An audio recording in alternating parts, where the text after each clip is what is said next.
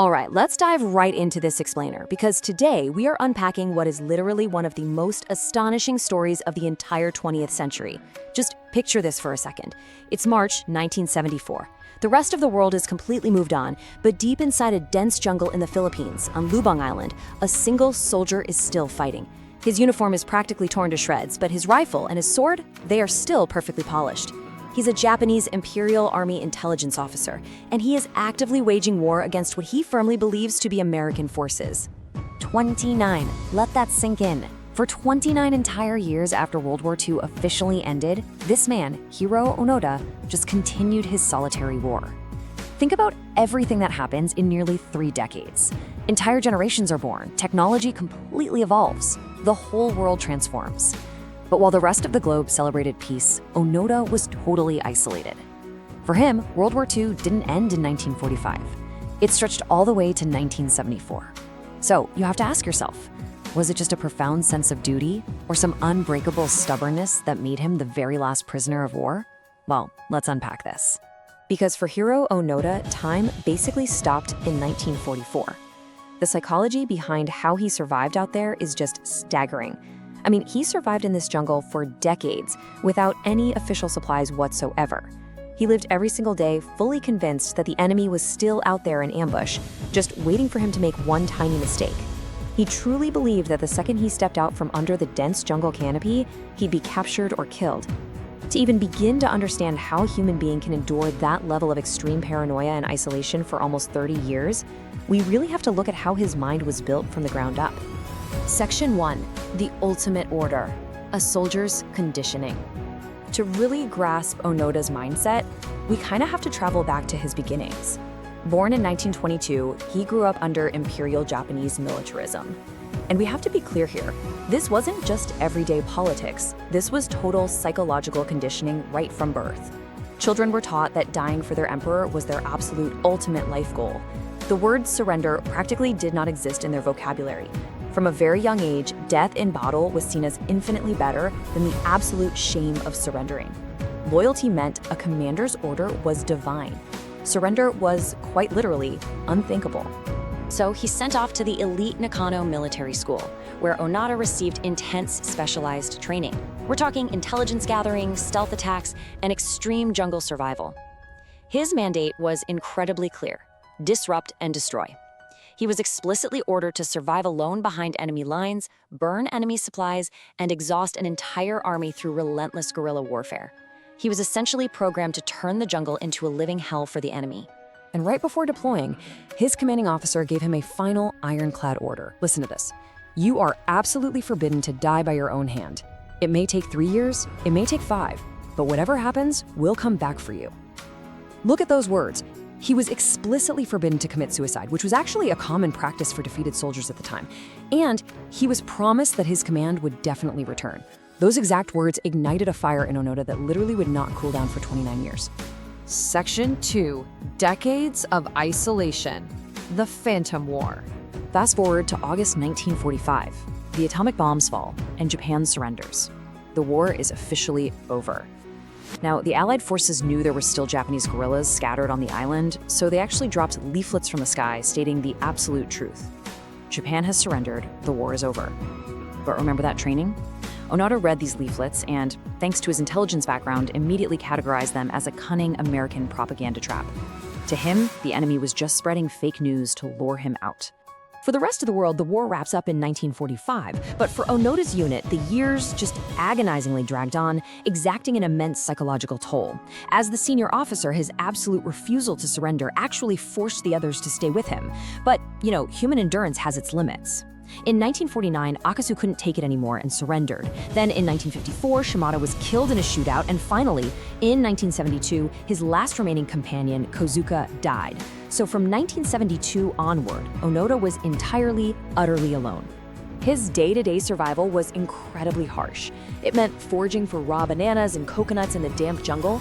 When that wasn't enough, they'd creep onto local farms to steal rice, and when the hunger got truly unbearable, they would actually emerge to hunt down a local cow, butchering it and drying the meat in the sun just to make it last for months. It was a brutal, primitive existence focused purely on fulfilling that one mission. Now we have to talk about the severe human cost of this delusion, because there absolutely was one. To Onoda, local villagers and the island police were active enemy combatants. Over the course of those 29 years, operating strictly under his guerrilla training, Onoda and his men killed over 30 local people and injured more than 100. It's a profound tragedy. He was launching night attacks against innocent people, completely blinded by a war that had ended decades prior. And the Philippine government and local police tried desperately to stop this. They launched massive search parties. They airdropped actual newspapers. They left personal family letters and photos in the dirt for him to find. At one point, they even brought his own brother to the island, playing his voice over giant loudspeakers, literally begging him to come out. But Onoda, he rationalized every single attempt as an elaborate, massive enemy conspiracy designed to capture him. He simply vanished deeper into the jungle. Section 3, breaking the spell, ending the 29-year war. Okay, so here's where it gets really wild. You have the mighty Japanese and Philippine militaries, and official government search parties absolutely failing to find this guy for decades. But then, a 24-year-old Japanese backpacker named Norio Suzuki decides to just give it a try. Suzuki wasn't a soldier, he was just an adventurous kid. And incredibly, where entire armies failed, this lone adventurer succeeded, without firing a single shot, locating the legendary ghost soldier in just 4 days. Get this young adventurer had 3 very specific life goals. 1, see a wild panda. 2, find the Yeti. And 3, find Hiroo Onoda. It sounds completely made up, right? Like a joke. But on February 20th, 1974, he actually came face to face with Onoda in the jungle. Initially, Onoda immediately raised his rifle to shoot, but Suzuki quickly shouted out his name in Japanese, telling him the emperor and the people of Japan were worried about him. Suzuki sat down with him right there and explained that Japan was now a modern economic superpower, and the war was truly, truly over. But Onoda's conditioning held incredibly firm. He stubbornly insisted he would absolutely not surrender unless his direct commanding officer came to the island and personally gave the order. Suzuki realized then that weapons or logic weren't going to end this war. Only a direct military order could break that psychological lock, the unbroken chain of command. So Suzuki actually returns to Japan with photographic proof that Onoda is alive. Now, the Japanese government has a very strange problem on their hands. Where on earth is the commander who gave an order 29 years ago? Well, they eventually found him, Major Taniguchi. But the once fearsome military commander was now living a quiet, totally ordinary life, making a living by selling books. So the government organizes this highly specialized mission, flying the civilian bookseller all the way back into the jungle to break the chain he forged almost 30 years earlier. When Onoda finally saw his old commander, the 52-year-old survivor immediately snapped to strict attention and saluted. Major Taniguchi pulled out a piece of paper and read the official orders aloud. Japan has lost. Your mission is over. Hand over your sword and rifle to the enemy. In that singular, highly emotional moment, the war finally, truly ended. Can you imagine? He went into that jungle as a 22-year-old kid, and he was finally leaving it at 52. Section 4, A World Left Behind. Returning to Japan. When Onoda returned to Japan, he was greeted as a massive national hero. But internally, he felt completely alienated. Think about how fast our own world changes in just a few years. Now imagine stepping 30 years into the future all at once. He left an imperial militaristic society and returned to this chaotic maze of skyscrapers and modern tech. The traditional values he sacrificed everything for had basically vanished. Finding himself a total stranger in his own homeland, he actually moved to Brazil just a year later. But the weight of what he had done on Lubang Island really stayed with him. In 1996, Onoda returned to the Philippines to express his deep sorrow. He recognized that he had unknowingly ruined the lives of innocent people, mistaking them for enemies. To try and atone for that, he donated $10,000 to the local community to establish a scholarship fund. He was hoping to somehow ease the pain of the families whose relatives he killed or injured during his decades-long delusion. His life was just a remarkable, tragic, and incredibly resilient journey.